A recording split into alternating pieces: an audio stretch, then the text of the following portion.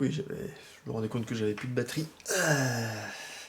Donc j'ai préféré couper pour brancher sur le secteur. Donc ce que vous devez savoir faire, donc la démonstration de la troisième loi de Kepler n'est pas au programme dans le cas elliptique. Par contre, ce que vous devez savoir faire, c'est la démonstration de la valeur de l'énergie mécanique dans le cas elliptique.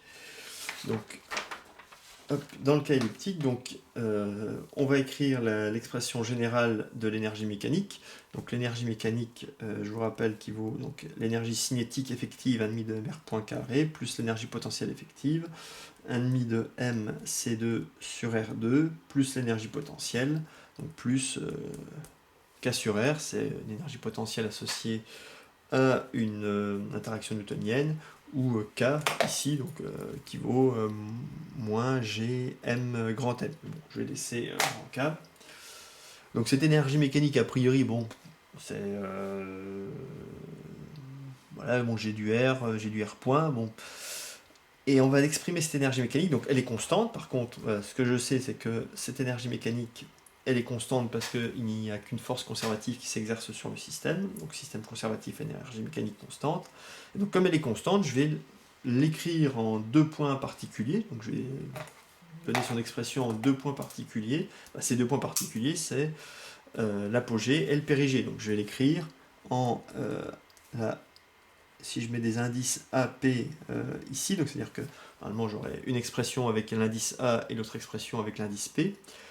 Et donc le cas particulier ici, donc à l'apogée et au périgée, c'est que la fonction R de t, au point A et au point P, elle est maximale et minimale, donc, enfin, elle est extrémale, ce qui impose que R point, donc, mais ça c'est seulement vrai à l'apogée et au périgée, R point vaut 0. Et donc l'énergie mécanique, donc seulement à l'apogée et au périgée, s'écrit donc 1 demi de m c2 sur r carré à l'apogée périgée plus k sur r à p. Et donc si je multiplie tout par r carré, ça fait donc em fois r carré, donc apogée ou périgée, égale 1 demi de m c2 plus k fois r à p. Je passe de l'autre côté, ça fait donc em fois r carré apogée ou périgée moins k fois r apogée ap moins 1,5 de m grand C carré, constante des airs, égale 0.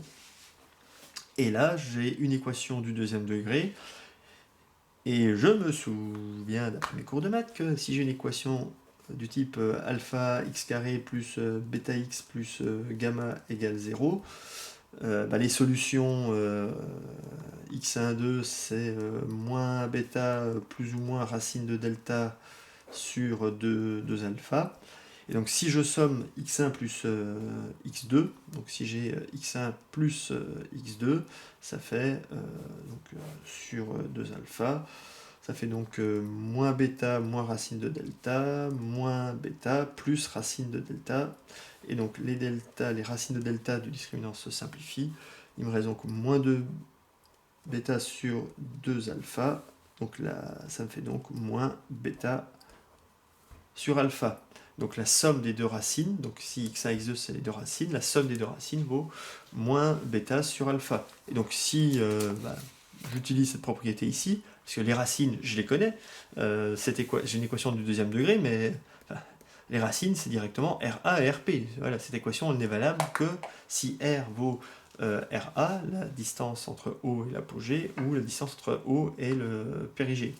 Donc les deux racines, je les connais, c'est RA et RP, donc RA plus RP, et donc ça vaut moins bêta, donc le coefficient bêta c'est ça, donc moins K sur alpha, alpha c'est ça. Sur l'énergie mécanique, ça vaut plus K sur EM, et donc RA plus RP, si je reprends mon schéma ici, RA c'est cette distance, là, RA, RP c'est cette distance-là, donc RA plus RP, ça vaut directement le grand axe de l'ellipse, c'est-à-dire 2A. Donc RA plus RP, ça vaut 2A. Et donc on tombe, moi ce qui m'intéresse c'est l'énergie mécanique, donc l'énergie mécanique ça vaut, pouf, je le passe là, ça vaut K sur 2A, c'est-à-dire c'est moins Gm grand M sur 2A. Donc l'énergie mécanique dans le cas d'une trajectoire elliptique vaut cette quantité-là, et ça ressemble à, dans le cas circulaire, on avait montré que l'énergie mécanique, ça valait moins Gmm sur 2R, c'était l'énergie cinétique divisée, moins l'énergie cinétique divisée par 2.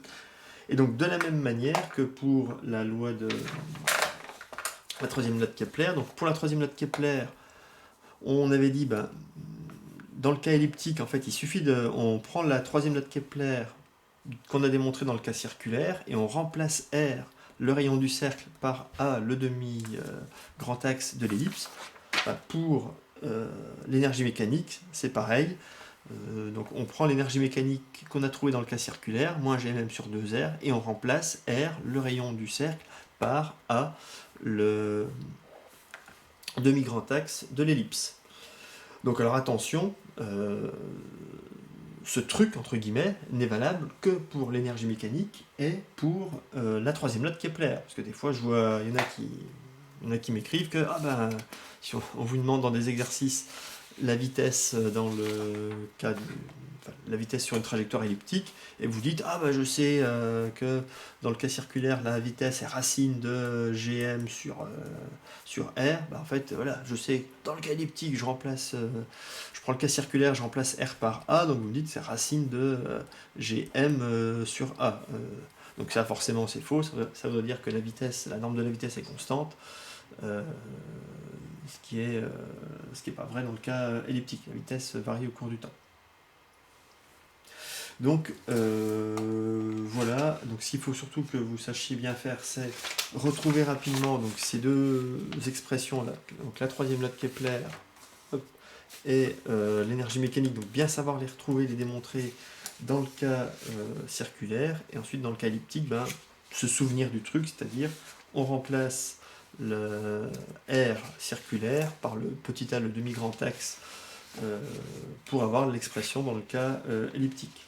Mais voilà, donc la démonstration, dans le cas d'énergie mécanique, oui, ça se fait, vous pouvez le faire, alors que il y a d'autres démonstrations qui étaient au programme avant que vous pouvez plus faire. Si vous regardez dans les compléments que je vous ai mis dans le Drive, pour trouver l'équation du mouvement, il faut utiliser, c'est une équation en polaire, donc pareil, ça c'est plus au programme de maths, je crois, même en prépa. Et il y a des trucs, c'est un peu mathématique, c'est un peu compliqué, mais on retombe sur l'équation, pareil, l'équation d'une conique qui est plus au programme, donc il y a pas mal de choses qui sont plus au programme. Donc voilà, ce qu'on vous demande seulement, c'est de vous souvenir, de redémontrer les expressions, donc absolument bien maîtriser le cas circulaire, et ensuite savoir que dans le cas elliptique, de toute façon, je remplace grand R par A seulement pour l'énergie mécanique et pour la troisième loi de Kepler. Et de toute façon, si vous avez un cas elliptique, pour étudier ça, un cas où la trajectoire elliptique, vous n'avez pas, pas la possibilité. Il faut utiliser la conservation de l'énergie mécanique et la conservation du moment cinétique. Il n'y a que ça que vous pouvez faire, que vous pouvez utiliser pour vous en sortir. Alors que dans le cas circulaire, vous pouvez appliquer la deuxième loi de Newton pour trouver pas mal d'informations. Mais voilà, c'est conservation de M, et donc si vous regardez les compléments, l'équation du mouvement dans le cas elliptique, voilà, on utilise la conservation de l'énergie mécanique, et on dérive on dérive l'énergie mécanique qui est constante, donc la dérivée vaut 0, et on tombe sur une équation polaire comme ça. Et donc il me reste le petit 5, les vitesses cosmiques, donc pareil c'est la définition, on a deux vitesses cosmiques qui sont au programme. La première vitesse cosmique, V1, en fait, c'est la vitesse minimale que peut avoir un satellite qui a un mouvement circulaire autour d'un astre. Donc en fait, ça veut dire que si je prends un astre, si je prends la Terre, centre T, donc je veux que un satellite ait un mouvement circulaire autour de la Terre. Donc c'est la vitesse d'orbite basse, donc la vitesse minimale à communiquer pour que le satellite ait une trajectoire circulaire. Le rayon le plus petit que pourrait avoir un satellite, c'est le rayon de la Terre. C'est-à-dire qu'il faudrait que le satellite, voilà, il tourne à la surface de la Terre. Donc en fait, c'est un satellite de rayon, satellite de trajectoire circulaire de rayon RT. Et donc ça, on a montré que de manière générale, lorsqu'on a une trajectoire circulaire, la vitesse, ça vaut racine de Gm sur R, où R c'est le rayon de la trajectoire circulaire. Bah, la première vitesse de libération, donc la vitesse la plus faible que peut avoir un satellite qui a une trajectoire circulaire autour d'un astre, c'est donc là, pour la Terre, la première vitesse de libération, c'est racine de G fois mt, donc masse de la Terre, sur RT, rayon de la Terre. Donc la masse de la Terre, c'est bien d'avoir quelques ordres de grandeur, donc masse de la Terre 6 10 puissance 24 kg, rayon de la Terre 6400 km, et donc ça correspond à une vitesse grosso modo de 7,9 fois 10 puissance 3 mètres par seconde, donc c'est grosso modo du 8 km par seconde. Donc bien entendu, en négligeant, là on néglige les frottements de l'air. On suppose que la Terre est sphérique, donc il faut que minimum le satellite ait une vitesse de 8 km par seconde pour pouvoir tourner en orbite autour de la Terre. Et donc la deuxième vitesse cosmique, V2, qu'on appelle aussi vitesse de libération, donc bien sûr on la retient, on la retient comme ça, donc vitesse de libération, c'est en fait la vitesse minimale à communiquer à un système qui est à la surface d'une planète, donc nous on verra pour la Terre, mais surface d'une planète, pour que le système puisse partir, donc quitter la planète sans y revenir. C'est-à-dire que on veut qu'il ait qu'il soit dans un état libre, donc qu'il ne soit pas soumis à l'attraction gravitationnelle de cette planète. Donc pour qu'il parte, c'est-à-dire qu'il puisse partir à l'infini, voilà, sans revenir. Voilà. Et donc si ce système est soumis, enfin, est dans un état de diffusion ou un état libre, ça veut dire que son énergie mécanique, on a vu, son énergie mécanique doit être positive ou nulle. Et donc dans le cas minimal, donc, soit vous le dites tout de suite, la V2 c'est la vitesse minimale à fournir pour que le système puisse échapper à l'attraction de la planète. Donc le cas minimal, l'énergie mécanique minimale pour que le système soit dans un état de diffusion, c'est EM égale 0. Donc c'est une trajectoire parabolique. Donc dans le cas général, vous dites que c'est une trajectoire hyperbolique, et donc on retrouve la vitesse à ce moment-là. Et donc l'énergie mécanique étant constante, donc là il y a plusieurs moyens pour démontrer ça. Vous pouvez dire que l'énergie mécanique étant constante, EM initial vaut EM final, c'est-à-dire que EM final, je veux que le système puisse atteindre, aller à l'infini sans revenir sur la planète. Donc si je dis que j'ai 1,5 de m VI carré plus K sur RI égale 1,5 de m VF carré plus K sur RF, donc voilà, conservation de l'énergie mécanique. Si je dis donc l'instant initial, c'est lorsque le système est sur la planète, et l'instant final, à la limite, je veux que le système puisse atteindre l'infini, donc je veux RF tend vers plus l'infini, et donc qui puisse atteindre l'infini, donc la vitesse VI la plus petite. Dans le cas où la vitesse VI est la plus petite, le système il atteint l'infini avec une vitesse nulle, donc la vitesse là elle tend vers 0, donc ça veut dire que donc 1 sur R, 1 sur plus l'infini ça tend vers 0, VF tend vers 0, donc ça tend vers 0, donc ça correspond bien à une énergie mécanique qui vaut 0, donc la trajectoire parabolique. Et donc on trouve la vitesse initiale comme ça, c'est-à-dire que 1,5 de m VI carré, ça vaut moins K sur RI, donc RI c'est le rayon de la planète, donc K c'est moins, donc plus GMM sur R, Donc la masse du système se simplifie. Et donc on tombe sur la vitesse initiale, donc qui vaut la vitesse de libération, V2, qui vaut racine de 2Gm sur R. Donc soit vous faites comme ça pour la trouver, ou alors vous faites comme je l'ai fait dans le cours, c'est-à-dire voilà, la vitesse de libération V2, c'est la vitesse telle que le système soit dans un état de diffusion. Donc on veut que l'énergie mécanique soit positive, donc pour que le système soit dans un état de diffusion. L'énergie mécanique, c'est 1,5 de mv carré moins gmm sur R, donc on veut que ça soit positif.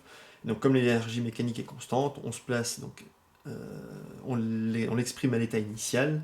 Donc à l'état initial, ça fait VI, et le rayon, la distance entre O et M, bah, c'est R, le rayon de l'astre. Et donc on tombe sur VI carré supérieur ou égal, pof, pof, pof, pof, à donc VI supérieur à 2Gm sur R. Donc la vitesse initiale doit être supérieure à cette valeur-là pour que le système soit dans un état de diffusion, et donc cette valeur minimale, c'est ça, la vitesse de libération ou la deuxième vitesse cosmique. Et donc dans le cas terrestre, on tombe sur une vitesse qui vaut 11 km par seconde. Donc ça veut dire que voilà, si vous voulez taper dans une balle ou un ballon pour que ce ballon ne retombe jamais sur Terre, voilà, il faut taper avec... faut que la vitesse initiale à laquelle vous tapez soit de 11 km par seconde. Donc bien entendu, ça suppose qu'on a négligé les frottements. Donc voilà pour la fin du cours de mécanique, donc sur les forces centrales. Donc c'est le dernier chapitre de mécanique. Donc maintenant, la suite, c'est la thermo.